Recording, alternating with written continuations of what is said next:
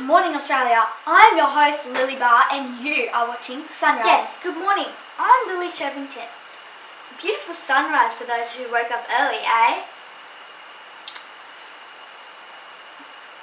Anyway, today we're dividing into a topic that's both historical and fascinating. We will be revisiting the Australian Federation of 1901.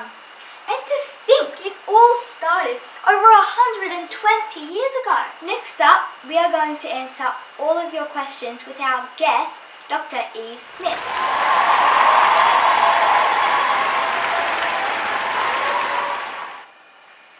Hello, thanks for inviting me.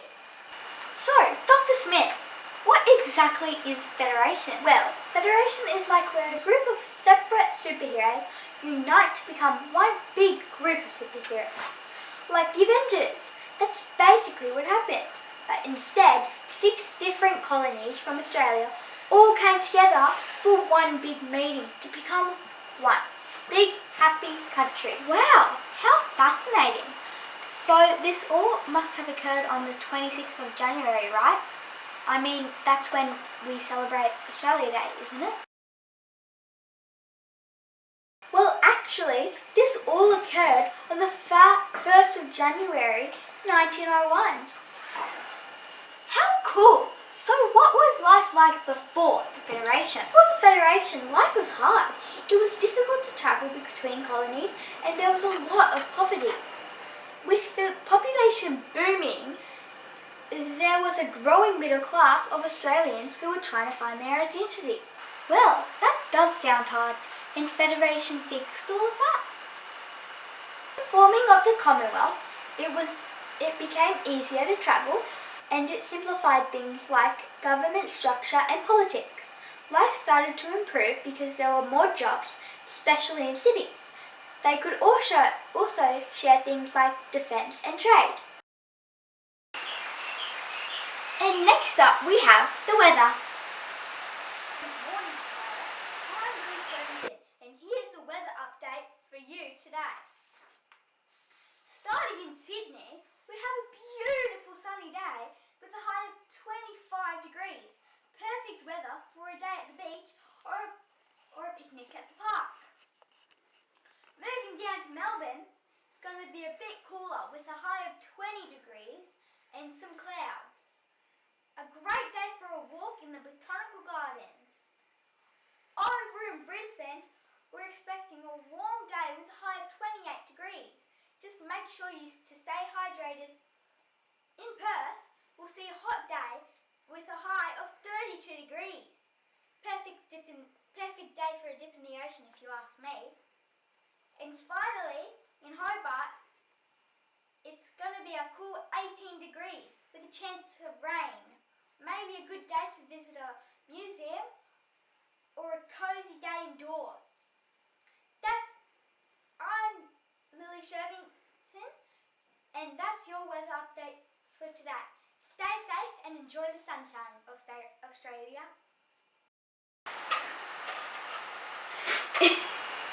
It's now 8:30 and you're watching Sunrise. Let me ask you a question, Dr. Smith. Why was Federation so important? Why go through what must have been a lot of paperwork? Glad you asked. There's a few arguments for Federation. One of the big ones was unity and strength. When all the colonies come together as one country, they are stronger and can protect each other better. Just like how a group of friends can stand up to a bully better than one person alone. The colonies being united means they can defend against threats together. I get that. Anything else? Another argument was about better communication. With Federation, there would be one set of laws and systems for things like mail and railways, making it easier to travel and communicate. Imagine if every state had different phone charges. It would be so confusing. Federation makes things simpler and more connected. I see. And what about economic growth? A united country can trade more easily within itself and with other countries, helping everyone get richer. Think of a big lemonade stand where everyone shares the lemons and sugar. It's easier and everyone can sell more lemonade. That's awesome, but there must have been some arguments against the Federation too, right?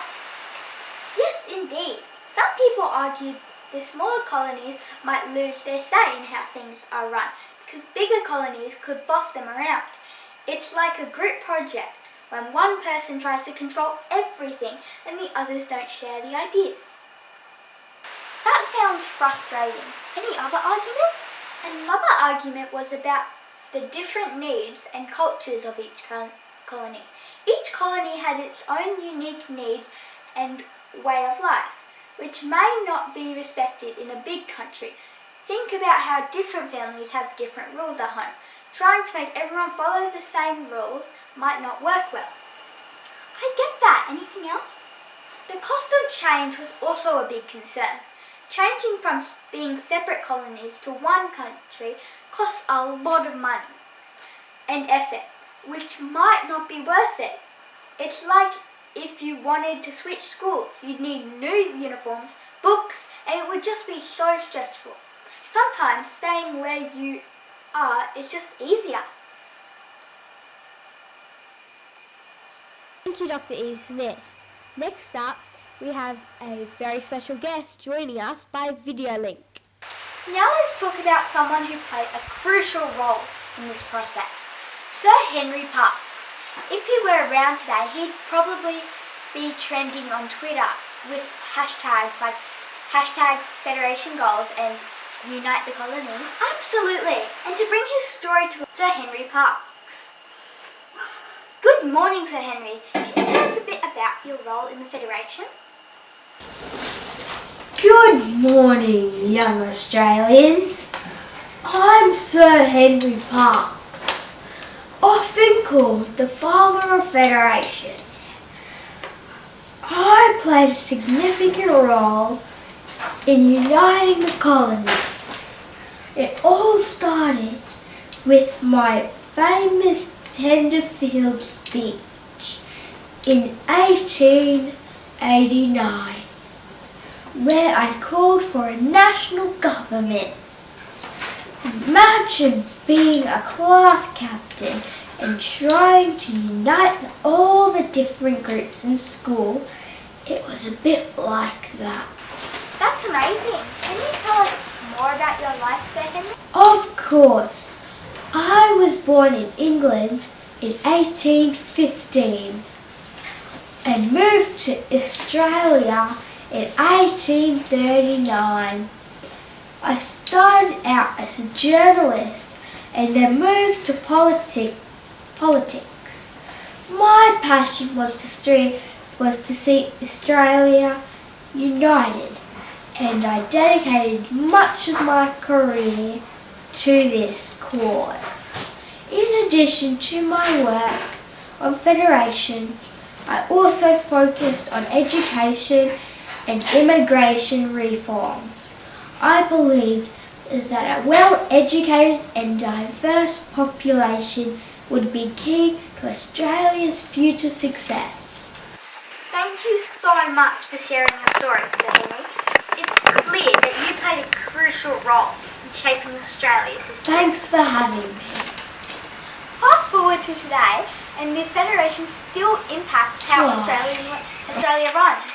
From your morning wheat bix to the political debates in Canberra, it all ties back to the pivotal moment in 1901. So next time you hear about the Federation, remember it's not just a dusty old history lesson, it's the story of how Australia came together, like the ultimate team effort. And let's not forget the state rivals that keep things interesting. It's like a never-ending sports match. And on that note, we're signing off with a toast to unity and a good luck. Cheers, Australia!